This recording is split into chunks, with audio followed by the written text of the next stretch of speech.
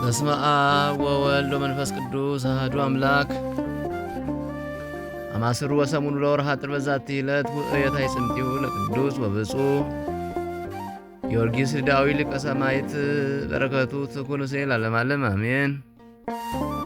እንደ አምላክ በሚሆን በአብ በወልድ በመንፈስ ቅዱስ ስም ጥር 18 በዚች ቀን የሰማዕታት አለቃ የቅዱስ ጊዮርጊስ አጽሙ ተቃጥሎ ተደቁሶ የተበተነበት ነው። በረከቱም ከእኛ ጋር ትኖር ለዘላለሙ አሜን።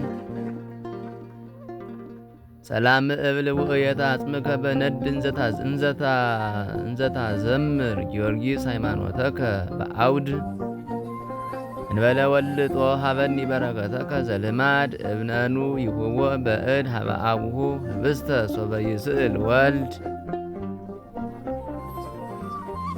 በዚህችም ዕለት በገድል የተጸመደ የከበረ አባት ለቅዱስ ኤፍሬምም መምህሩ የሆነ የሀገረ ንጽቢን ኤጲስቆጶስ አባ ያዕቆብ አረፈ።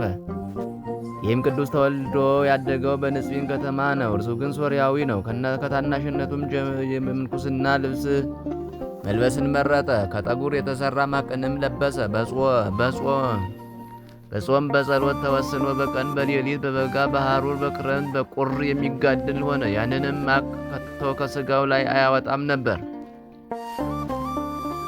ምግቡም ቅጠላ ቅጠል ነው።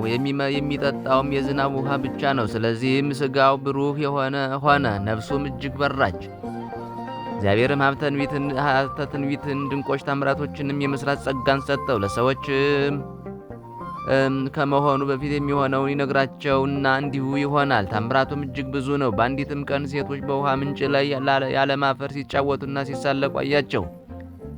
የውሃውንም ምንጭ አደረቀ። የራሳቸውንም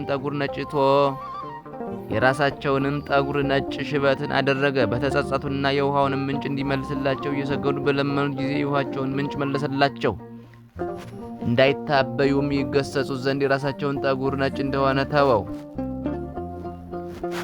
በአንዲት ዕለትም በጎዳና አልፎ ሲሄድ አንዱን ሰው እንደሞተ ሰው አስተኝተው ሰዎችን አገኛቸው። መገነዣ ልብስም ይሰጣቸው ዘንድ ቅዱሱን ለመኑት። እርሱ ግን በጸሎቱ ሰውየውን ምውት አደረገው። ሰዎቹም ወደ እርሱ በተሰበሰቡ ጊዜ ሞቶ አገኙት። ተጸጽተውም ሁለተኛ ያድንላቸው ዘንድ ለመኑት። አዳናላቸውም። ትሩፋቱና ደግነቱ በተሰማ ጊዜ መርጠው በሀገረ ንጽቢን ላይ ኤጲስቆጶስነት ሾሙት።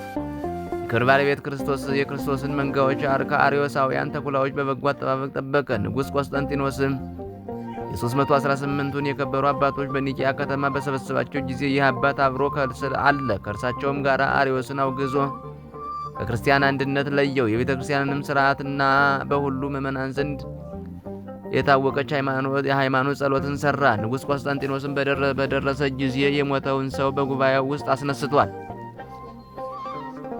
የፋርስ ንጉሥም መጥቶ ሀገረ ንጽቢንን በከበባት ጊዜ ይህ ቅዱስ ያዕቆብ የጭጋግ ደመና በሰራዊቱ ላይ አመጣ። ትንኞችንም ፈረሶቻቸውንና ጎበዞቻቸውን ነደፏቸው። ፈረሶችም ማሰሪያቸውን ቆርጠው ፈረጠጡ። የፋርስ ንጉሥም አይቶ ታላቅ ፍርሃትን ፈራ። ተነስቶም ሸሽቶ ወደ ኋላው ተመለሰ። ነፍሱን የመንጋዎቹንም ነፍስ ጽድልት ብርህት አድርጎ ገድሉን በፈጸመ ጊዜም አረፈ።